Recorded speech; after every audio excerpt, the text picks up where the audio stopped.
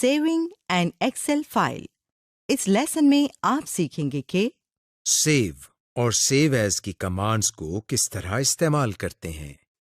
Excel 97 to 2003 کی compatible file کس طرح سیو کرتے ہیں. ایکسل ورک بک کو پی ڈی ایف میں کیسے سیو کرتے ہیں. Saving work books. جب آپ مائکروسافٹ ایکسل میں ایک نئی ورک بک بناتے ہیں تو آپ کو اسے سیو اور بعد میں اسے ایکسس بھی کرنا آنا چاہیے. ایکسل میں آپ اپنے ورک بک ڈاکیومنٹ کو کئی مختلف فارمیٹس میں سیو کر سکتے ہیں. To use the save as command. Save as command سے آپ فائل کا نام اور اس کی لوکیشن کا انتخاب کرتے ہیں. آپ اس کمانڈ کو تب استعمال کرتے ہیں جب آپ فائل کو پہلی بار سیو کر رہے ہوں یا آپ اپنی فائل کو ایکسل کی کسی دوسری ورژن میں سیو کرنا چاہتے ہوں جبکہ آپ کی اوریجنل فائل بھی اپنی جگہ سیو رہے. فائل ٹیب پر کلک کریں. سیو ایز کو منتخب کریں. آپ کے سامنے سیو ایز ڈائلاگ باکس کھل جائے گا.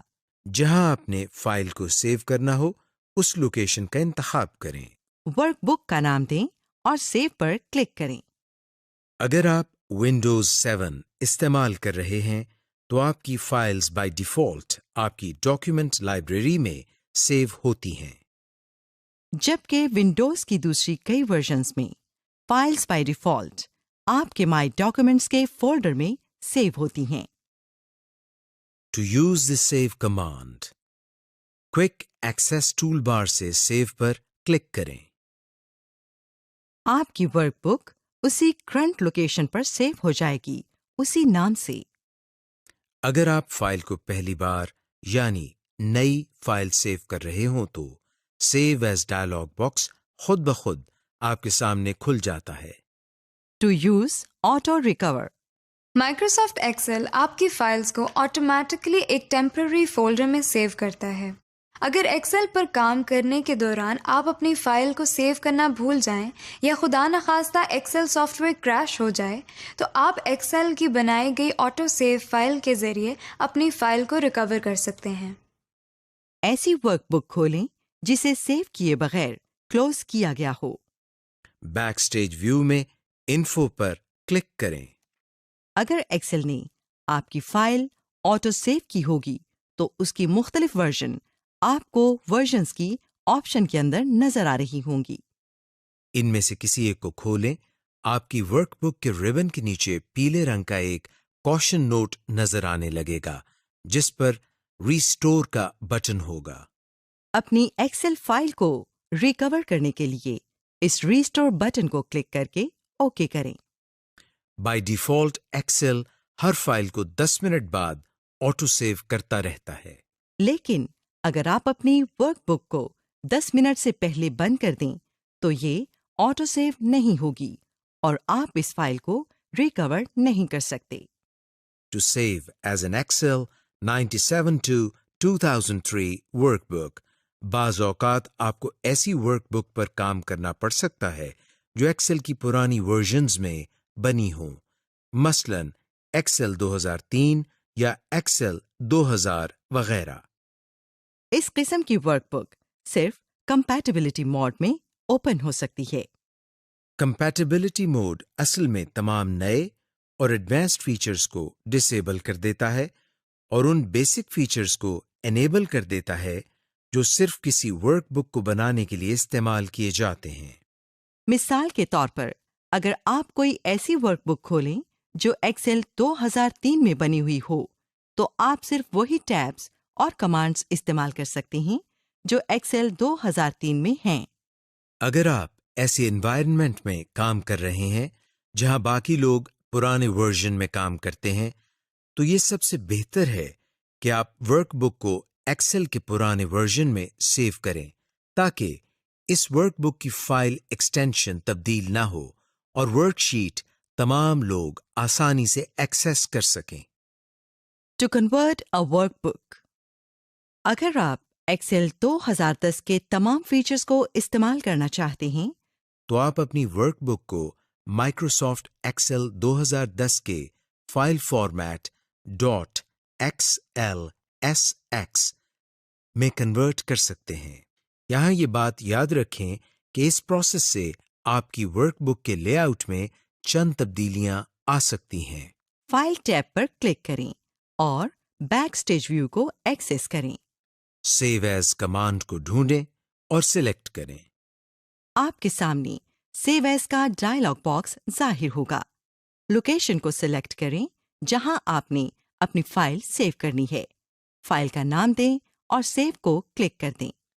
سیو ایز ٹائپ میں سے ایکسل 97 to 2003 ورک بک کو کلک کریں۔ آپ کی ورک بک پرانی فائل ٹائپ کے ساتھ سیو ہو جائے گی۔ To save as a PDF، اپنی ورک بک کو ایڈوبی ایکروبیٹ ڈاکیومنٹ کی فائل میں سیو کرنا PDF فائل سیو کرنا کہلاتا ہے۔ یہ خاص طور پر اس وقت بہت فائدہ مند ہوتا ہے جب آپ کسی ایسے یوزر سے اپنی ایکسل فائل شیئر کریں جس کے پاس ایکسل نہ ہو اور آپ انہیں صرف پڑھنے کے لیے ورک شیٹ دینا چاہتے ہوں اور یہ چاہتے ہوں کہ وہ اس ورک بک میں کچھ ایڈٹ نہ کر سکیں۔ فائل ٹیب پر جائیں، سیو ایز کو سلیکٹ کریں۔ Save as drop down menu سے PDF کی آپشن سلیکٹ کریں۔ اپنے کمپیوٹر میں لوکیشن کا انتخاب کریں جہاں آپ نے PDF فائل سیو کرنی ہو۔ اب PDF فائل کا نام دیں اور سیو بٹن پر کلک کریں۔ بائی ڈیفالٹ ایکسل صرف اسی ورک شیٹ کو PDF میں کنورٹ کرتا ہے جس پر آپ کام کر رہے ہوں۔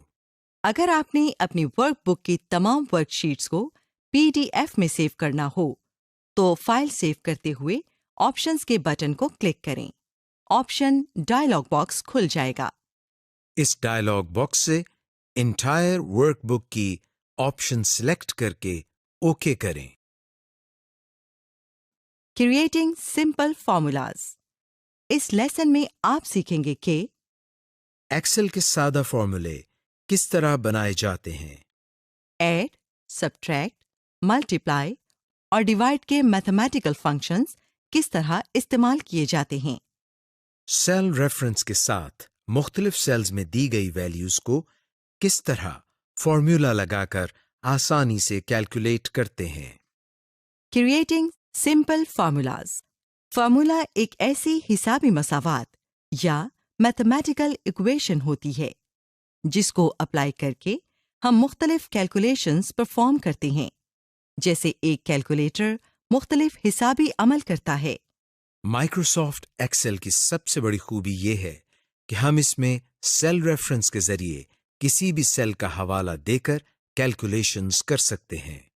ایکسل ہماری کیلکولیشنز کے لیے اسٹینڈرڈ آپریشنز کو استعمال کرتا ہے، جیسے پلس سائن ایڈیشن یا جمع کرنے کے لیے، مائنس سائن سبٹریکشن یا تفریق کے لیے، اسٹیرک ملٹیپلیکیشن یا ضرب کے لیے، فارورڈ سلیش ڈویژن یا تقسیم کے لیے۔ کیرٹ ایکسپوننٹ کے لیے۔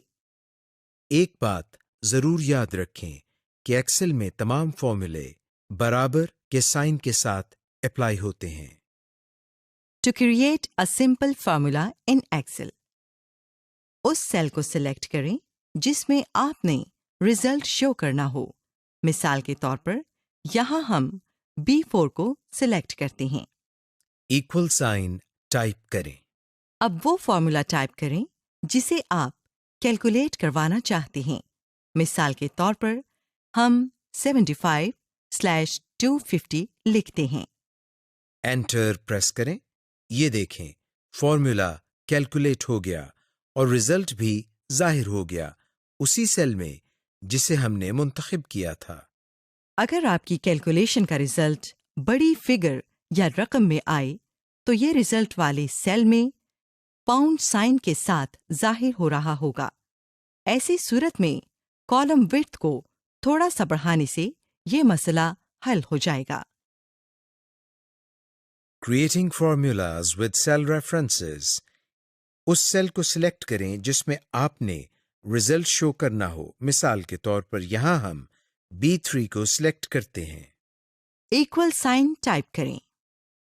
अब उस सेल का एड्रेस लिखें जिसकी वैल्यू इक्वेशन में पहले आती है।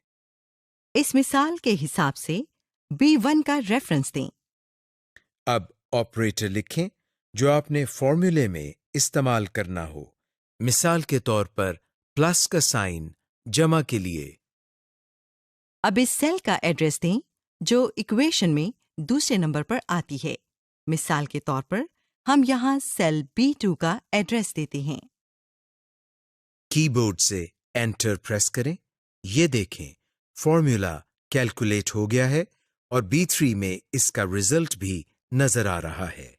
अब अगर आप सेल B1 या सेल B2 की वैल्यूज को बदलें तो टोटल खुद ब खुद तब्दील होगा और इक्वेशन ऑटोमेटिकली रीकैलकुलेट होगी। एक्सेल आपको कभी नहीं बताएगा कि आपका फॉर्मूला दुरुस्त है या गलत। ये आपको खुद देखना होगा कि आपका फॉर्मूला दुरुस्त है या नहीं। To create a formula using the point and click method, उस सेल को सिलेक्ट करें जिसमें आपने रिजल्ट शो करना हो। मिसाल के तौर पर यहाँ हम B4 को सिलेक्ट करते हैं। इक्वल साइन टाइप करें। अब फॉर्मूले में आने वाले पहले सेल को सिलेक्ट करें। मिसाल के तौर पर A3। अब ऑपरेटर लिखें जो आपने फॉर्मूले में इस्तेमाल करना हो। मिसाल के तौर पर स्टेरिक का साइन ज़र्ब के लिए। अब इस फॉर्मूले में नेक्स्ट सेल को क्लिक करें, मसलन B3। कीबोर्ड से एंटर प्रेस करें। ये देखें फॉर्मूला कैलकुलेट हो गया है और उसका रिजल्ट भी नजर आ रहा है। To edit a formula, जिस सेल को एडिट करना हो उसे सिलेक्ट करें। अब अपने माउस कर्सर को फॉर्मूला बार में क्लिक करें और अपनी मर्जी से फॉर्मूला एडिट करें। आप सेल को डबल क्लिक करके भी डायरेक्टली फॉर्मूला देख और एडिट कर सकते हैं। जब आप ये कर चुकें तो कीबोर्ड से एंटर प्रेस करें। ये देखें नए रिजल्ट सेल में नई वैल्यू नजर आ रही है। अगर आप इस कैलकुलेशन को मनसूख करना चाहते हैं तो कैंसिल कमांड क्रॉस को फॉर्मूला बार में सिलेक्ट करें। Worksheet basics. एक्सेल की हर वर्कबुक में कम से कम एक या एक से ज्यादा वर्कशीट्स होती हैं। अगर आप बहुत ज्यादा डेटा पर काम कर रही हों तो अपने इस डेटा को एक से ज्यादा वर्कशीट्स में रखने से